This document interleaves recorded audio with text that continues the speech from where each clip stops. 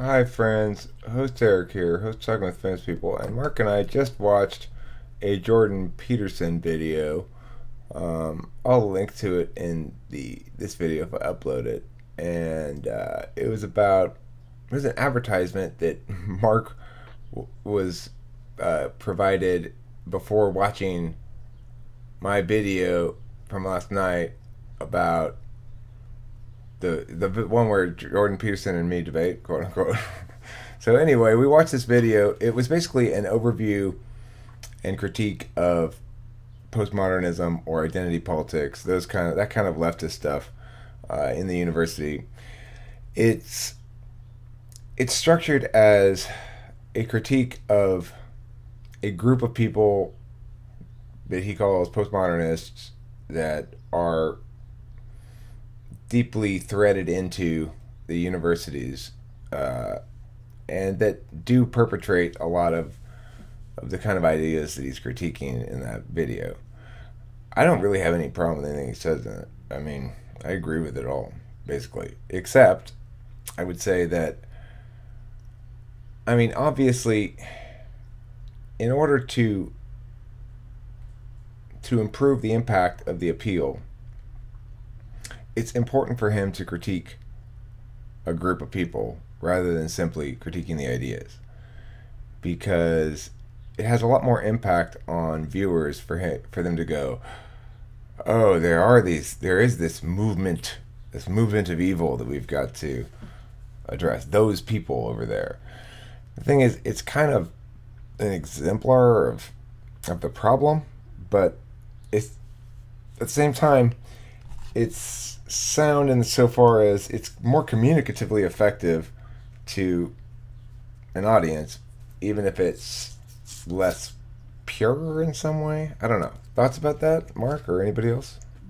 No, I mean I agree with that. I was gonna say before you mentioned that you probably should be referring to the ideas or the ideology rather than the people.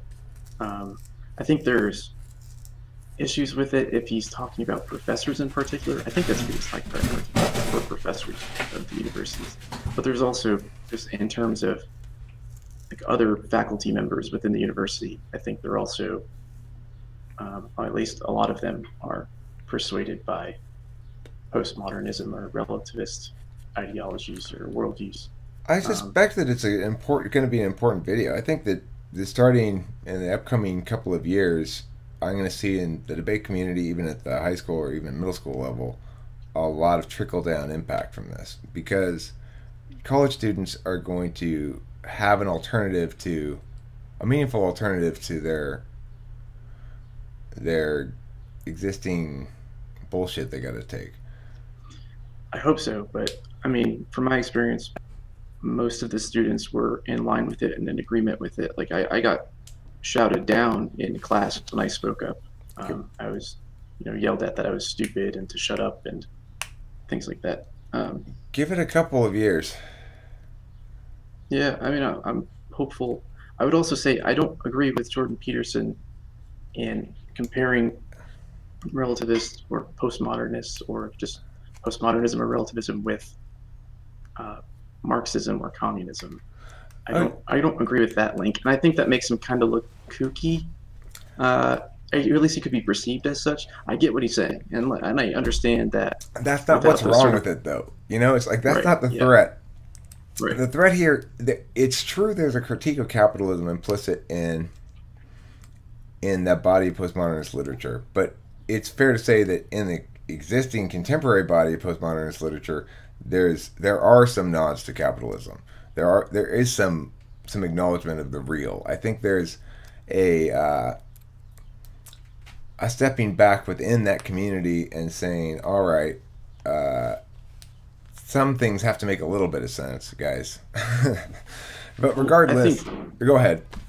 yeah, I was just gonna say I think they're supportive of capitalism ultimately, and I was gonna say I think it's like in any critique of the economic system is a it's incidental or secondary or inessential to what they consider to be the main problems, which would be gender, race, or things like that.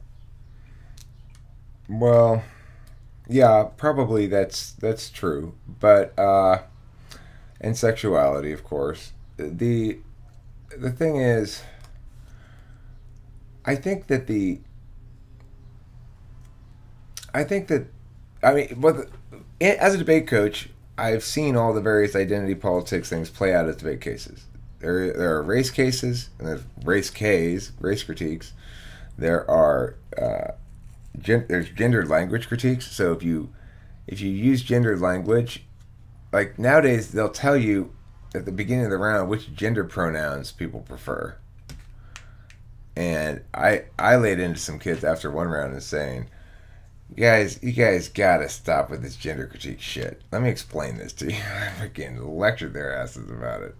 But the thing is, I mean, anyway, they have all that shit. They've got race, gender, people run disability, people run cap critiques. Cap Ks are used to be common. They're not so common anymore because they're too easy to defeat. The problem with cap Ks is they go, if you're so critical of capitalism, how did you attain this MacBook that you are currently using to debate me? Yeah, that's crazy. Yeah, that's so people don't really run cap Ks very much anymore because they got to run in there like working with the basics of it assumes you got a liberal judge, or you have to really make the case that you should critique capitalism. And sure, there are.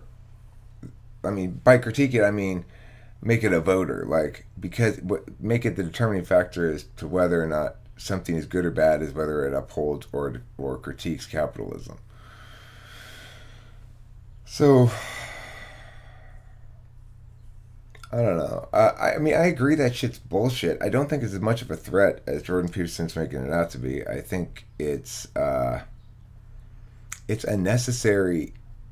He points out that these people are not necessarily in support of free expression, and they're not necessarily meaningful opponents of it, though, at all. So the fact that they justify their bullshit with other bullshit and utilize free expression, it's ultimately more important that we get those ideas out into the marketplace of ideas so that they can either withstand scrutiny or lose on their merits. I think Jordan Peterson and I, and not host Mark too, I'm sure, are all in agreement that those arguments, those kind of identity politics shit arguments, are not going to win. It's not going to. It doesn't withstand any scrutiny. You just got to get it out there and actually argue the ideas. Don't just have people going, I hate social justice warriors. Find some argument of theirs that you can potentially support. Let's see if we can find an argument of theirs we can support just for kicks. Well, I mean, I would just say I agree with you in what you're saying, but I would say at the same time, their ideas say things like, well, if you are identified by them as a straight white male or just white or whatever it might be, whatever group of people they don't like, then you can't talk or you can't speak on behalf of these other group of people that you're mentioning in your while you're proposing an idea, because you're just you're not identified as that, and therefore you can't speak. Like that's a component of their idea. Go ahead, Quest. It's Kaiser. Hi, Kaiser. Yeah. Hi. The reason why I disagree is because the fundamental error we're making is that most people change their minds based on good ideation. And the issue is, I don't agree with that. I think most people would rather adhere to a good emotional argument, which is what they're bringing forth, than an actual factual argument. So, of course, there'll be some people like us who would be thinking, okay, this is bullshit, it doesn't add up. But most people don't have that time to, in real time, go through the data. It doesn't and analyze matter. What they actually. It doesn't matter because it's trickle down. Like, idea people determine what the ideas are that the masses come to incorporate as defaults. It just, to the extent that ideation evolves over time, it evolves like that. So there's just a lag. It does matter. There's just a lag between. Yeah, blah, yeah, To an extent, maybe, but then something similar happened in Germany, in which case the average German started out, just following Hitler because, well, why not? But many of them actually ended up believing that rhetoric about Jews Okay, to an actual an idea into an actual belief. but then that's not the marketplace of ideas. Okay, in No, that you're right. instance, you're not. It's not being adjudicated as an idea. It's being embraced as a movement or something. What I'm saying is, look at a couple things like marijuana legalization. Look at gay marriage. Look at domestic violence and the way people respond to that, and sexual assault in recent times. These things it becomes the case that when appalling shit persists and for long enough that there exists the debate space to talk about it. If the two things are both happening, right? As long as you have Yeah, full real free expression in a society, then appalling shit will always people will evolve past it. It's just a matter of the information getting having enough information fluidity, which is why the cops are so fucking locked down about saying anything about anything. Because as long as you don't have information fluidity, then nothing happens.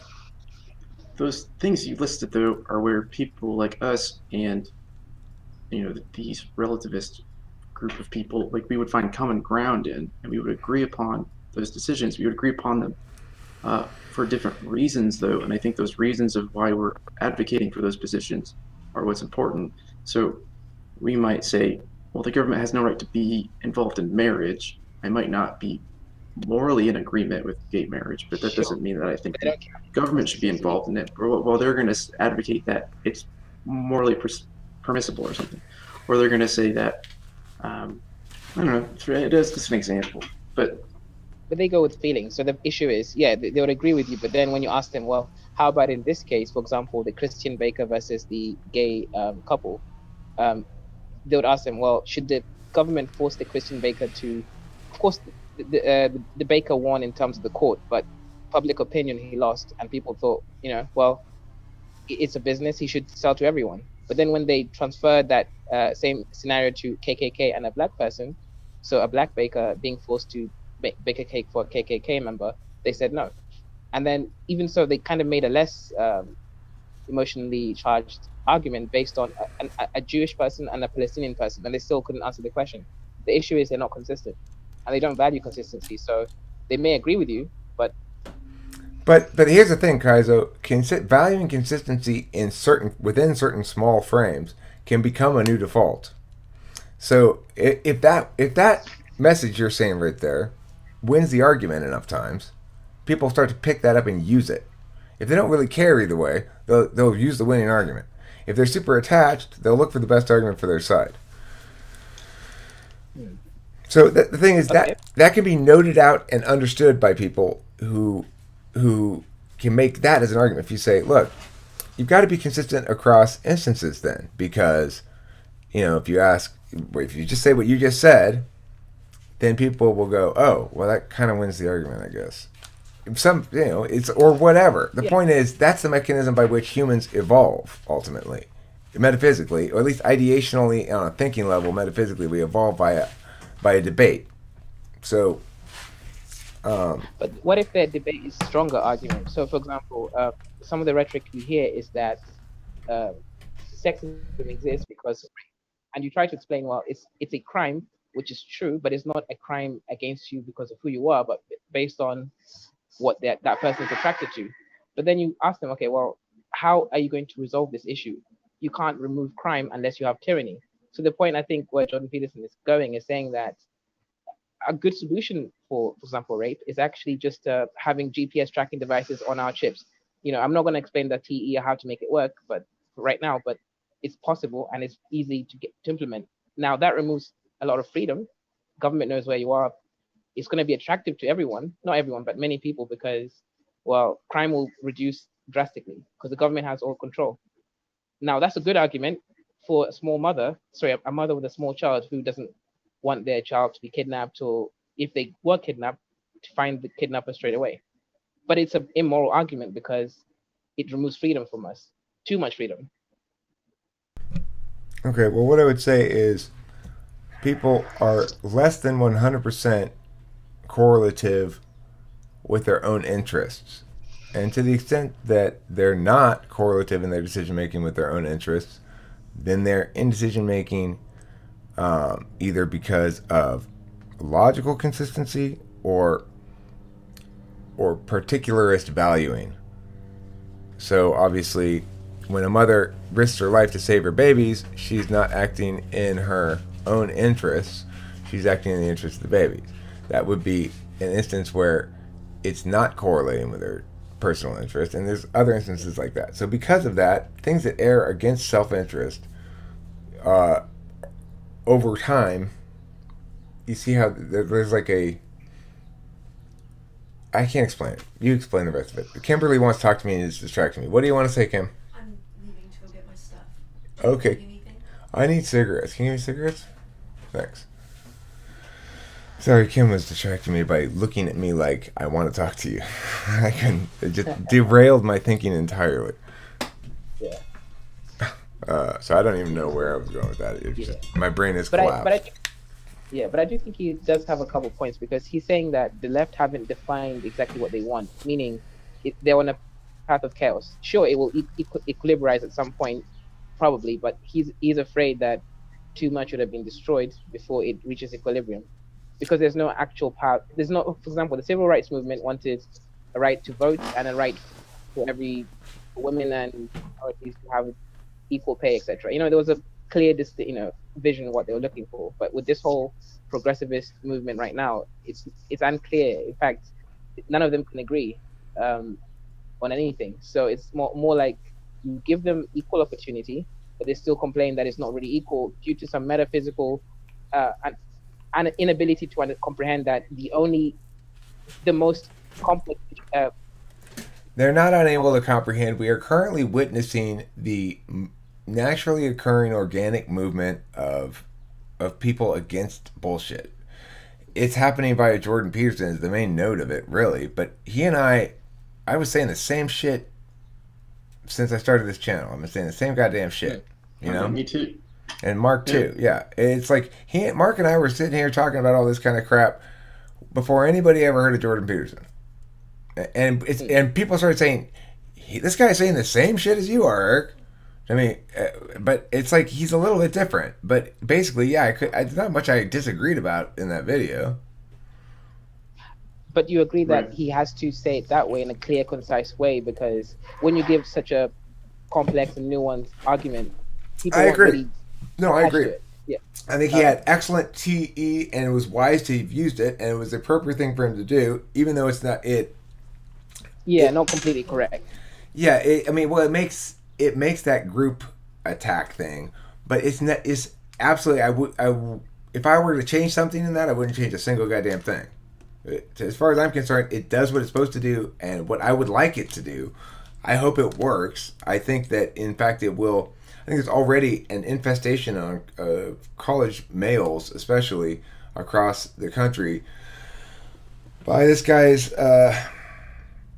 About this guy's lectures and stuff, you know? The interesting thing is actually I like the progressivists as well, though, because I think you need both sides of the so-called point, because I think we could become empathic, and I think they can become too unwilling to understand the process, etc. So I think you need both people to really go at it. You mean maybe we'll reach a middle. There's no middle ground. Don't appeal to the middle ground here. Look, the middle ground is not the correct ground.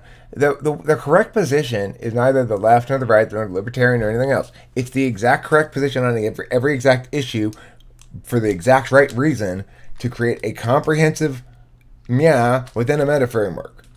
That's the reason and the way. And that's the weird thing about relativism, is that no individual relativist will agree with another relativist, but yet they're okay with that. But and it makes them weak, though. That's why they will lose.